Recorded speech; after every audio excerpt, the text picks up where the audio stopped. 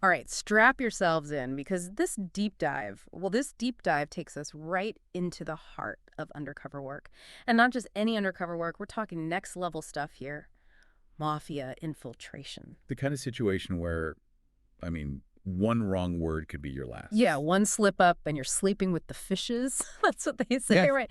And that's exactly what makes this whole thing so fascinating. The book you shared, Donnie Brasco, 6 years of an FBI agent in the Mafia mission or betrayal. Uh-huh. Just reading that title gave me chills. 6 years undercover? I mean, come on, that's unheard of. Yeah, you're right. It's incredibly rare. You know there's a reason for that, right? Yeah. The longer an operation goes on, the more dangerous it gets. Not just for the agent, but for everyone they come into contact with. But Pistone's case, man, those 6 years, they gave us some of the most valuable intel we've ever had on the American Mafia. Okay, so before we get too deep into Pistone's story, can you just paint us a picture of organized crime back then? We're talking the 1970s, right? I have this image in my head, pinstripe suits, shady deals, smoke-filled rooms. You're not far off. Imagine this, all right. The Italian-American Mafia, or as most people know them, the mob, they were at the peak of their power. This wasn't some small-time gang. We're talking families deeply connected, and they had their hands in everything. Gambling, loan sharking, unions, you name it. They even had their hooks in politics. And they operated under this crazy code of silence, right? Omertà. It was like a vow of secrecy. Nobody talked. Exactly. Omertà was their shield. It protected them from law enforcement. Breaking that code, forget about it. You'd end up in a very bad situation. Huh. So for the FBI, taking down these guys, it was like trying to grab smoke with your bare hands. Which is why they needed someone like Pistone, someone who could blend in, become invisible. But here's the thing that gets me. He wasn't some, I don't know, seasoned, street smart guy. He was a regular Joe. He worked construction, tended bar. And that's what made him so valuable. Look, the FBI, they knew they couldn't send in some guy who screamed undercover agent. They needed someone authentic, someone these mobsters would never suspect.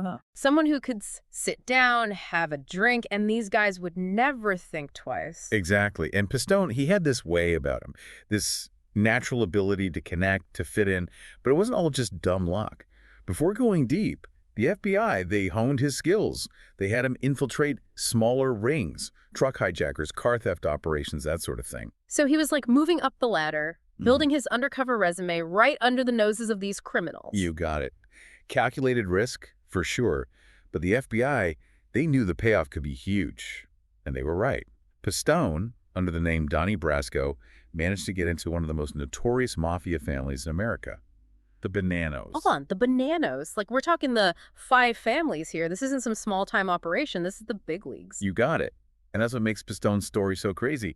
He wasn't just watching from the outside. He was in the belly of the beast. So how does a guy like Pistone, even with the training, even with the fake name, how does he get in with a group like the Bonannos? They were tight, suspicious. Well, it started small, Yeah. Pistone, as Donnie Brasco, he had to prove himself. Low-level stuff at first, fencing stolen goods, that kind of thing. He had to earn their trust, show them he was reliable. He had to play the part, but it couldn't have been all smooth sailing, right? These weren't exactly friendly people. Right. That's where Pistone's ability to walk that line, gain trust while staying true to himself, that's what sets him apart. A big part of it was his relationship with a guy named Lefty Ruggiero, longtime member of the Bonannos. Well, yeah, he was like a mentor to Donnie, right? You got it.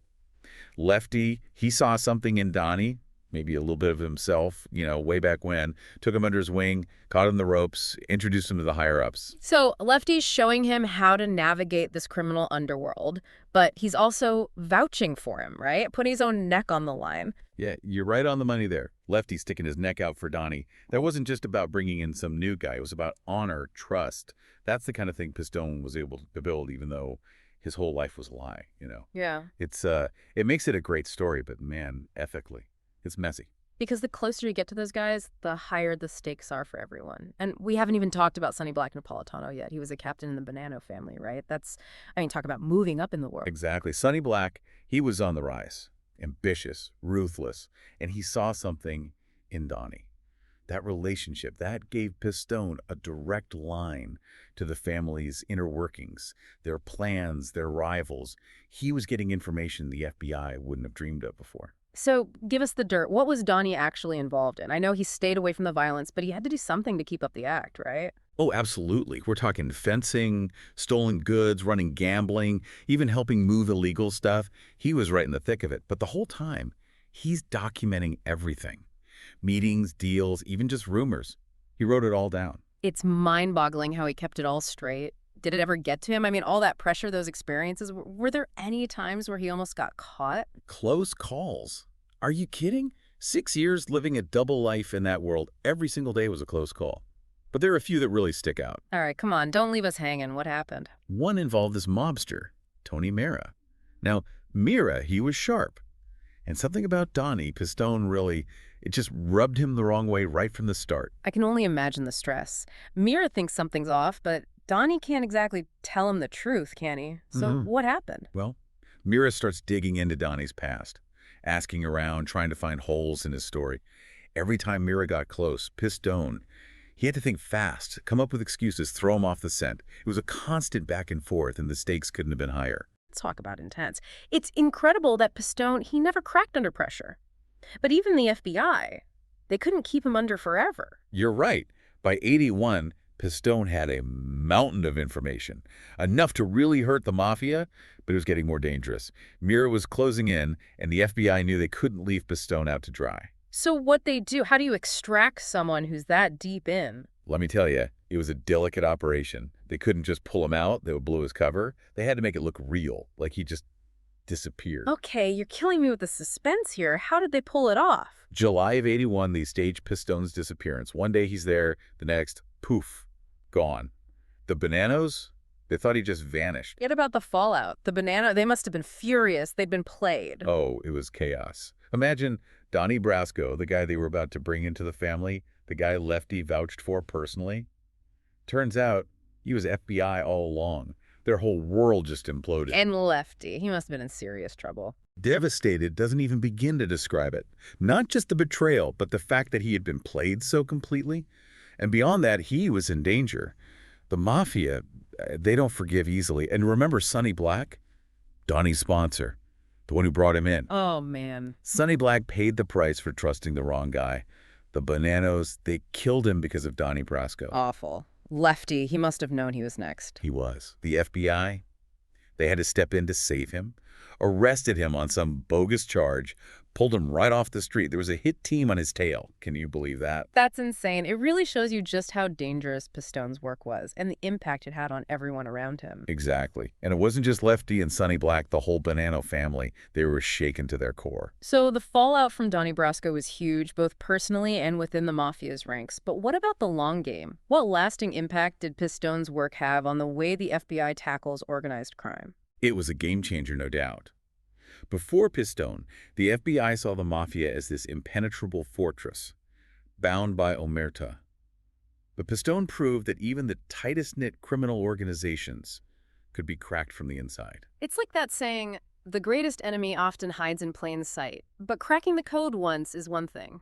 The Mafia, they're known for their ability to adapt, right? They weren't just going to sit back and let it happen again. You're absolutely right. They learned a hard lesson from Donnie Brasco, and they weren't about to repeat the mistake. The most significant change they implemented was in their recruitment process, specifically the making ceremony. Okay, so explain this to me like I'm watching a Mafia movie for the first time. What does making someone actually mean? It's a ritual, a ceremony that formally inducts a new member into the family. It's their way of saying, you're one of us now, bound by blood and secrecy. But before Donnie Brasco, there was this unwritten rule. To prove your loyalty, to be considered worthy of becoming a made man, you had to have killed someone. Whoa. Talk about a high bar for entry. So how did Pistone manage to sidestep that little requirement? That's just it. He was able to avoid it. He convinced them that his talents lay elsewhere: strategy, information gathering. Remember, he was incredibly convincing as Donnie Brasco. But his success, or rather the Bonanno's mistake, exposed a flaw in their system. Because now they realized they'd been letting guys rise through the ranks without truly testing their loyalty. Exactly. And that's where the adaptation comes in. After Donnie Brasco, that unwritten rule became a hard and fast requirement. No more exceptions. You want in, you proved your loyalty in blood. That made it infinitely harder for the FBI to plant undercover agents. They couldn't exactly ask someone to commit murder to maintain their cover. It's a chilling reminder of the moral complexities surrounding undercover work. Yeah. But the Mafia didn't stop there, did they? Oh no, they doubled down. They made the entire making process much stricter. Before, one made man vouching for you might have been enough. After Donnie Brasco, they required multiple, long-standing members to vouch for a new recruit.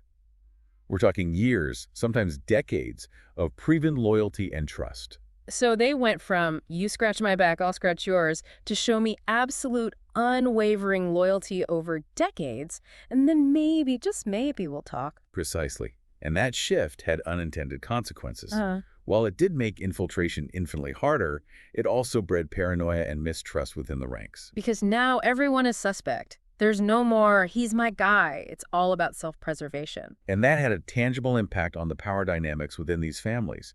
The old guard, those who'd come up before Donnie Brasco, suddenly found their authority challenged. It created this atmosphere of suspicion and infighting, which, ironically, played right into the FBI's hands. Talk about a double-edged sword. But it seems like Pistone's undercover work had ripple effects that went far beyond the immediate takedowns. Without a doubt.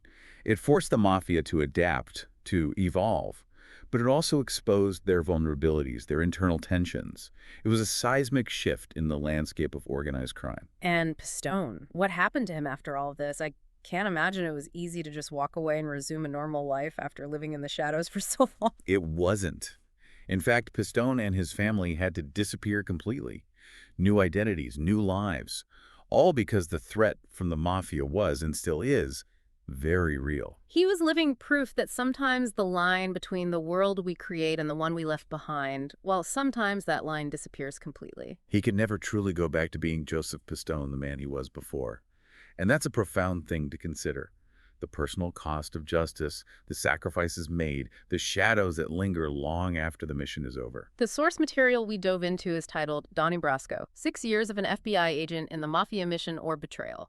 After all we've uncovered, that feels less like a title and more like a question we have to grapple with, right? I think that's the mark of a truly great deep dive. It's not about easy answers, it's about asking the right questions, about understanding the nuances and complexities of the world around us. And in this case, it's about recognizing that sometimes the greatest stories are also the ones with the highest stakes, the toughest choices, and the most enduring consequences. Well said. Well said.